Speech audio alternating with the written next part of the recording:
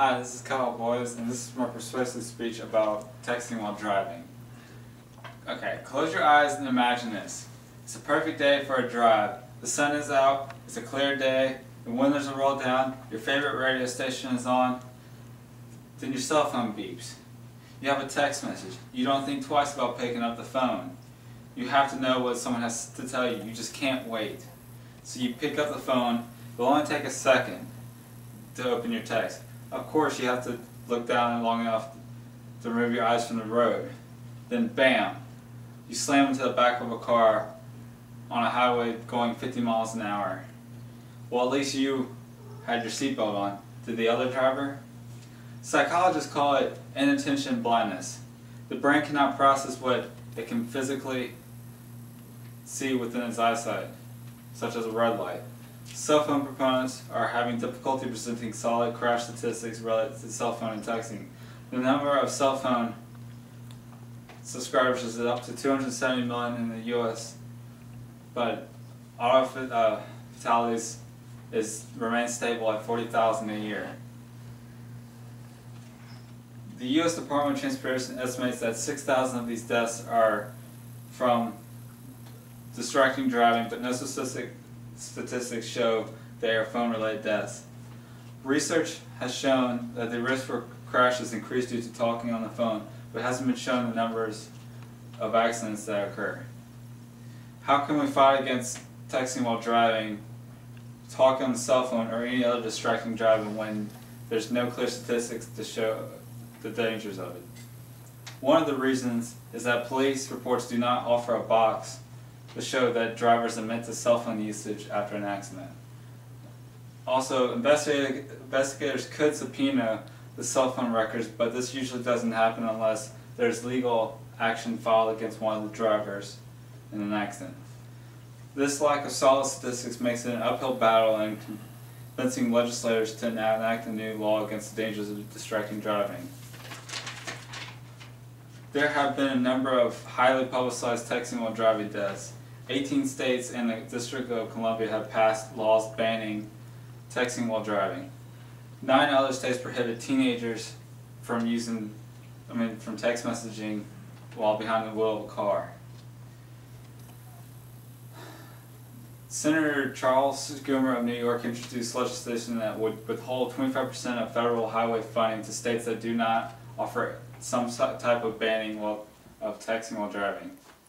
President Obama signed an executive order banning federal employees from sending texts when they are using government-provided cars or cell phones.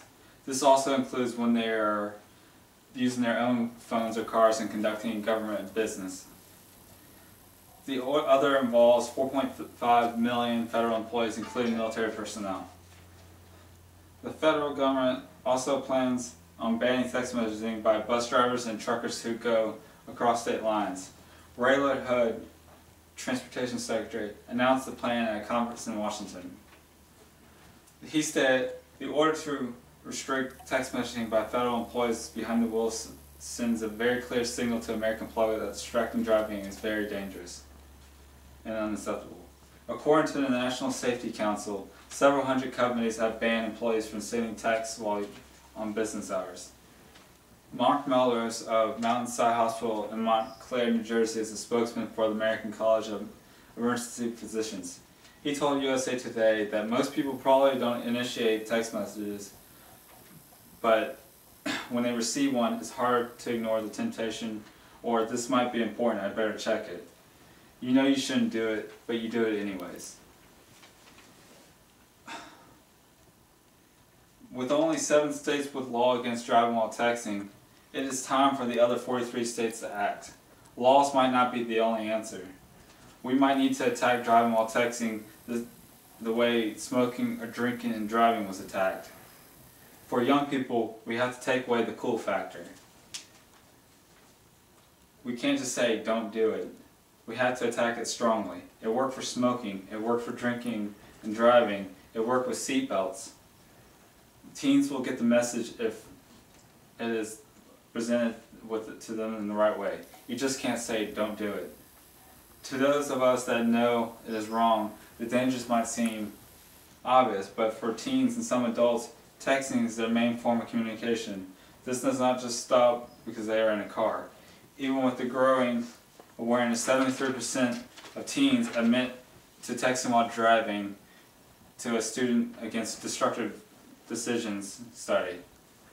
Texting is the perfect storm with so many cognitive, manual, and visual elements. With teens mostly doing it and not being very good at driving yet, it becomes a deadly combination.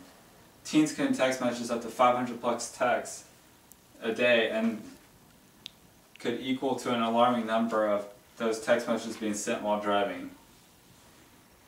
Texting while driving is driving 50 miles per hour is like driving the length of a football field with your eyes closed. It's very scary. Thank you for your attention, and I challenge you to do the right thing. Start somewhere. Start with yourself. Teach children from an early age. Be active. Let lawmakers know how you feel about it. Don't give up.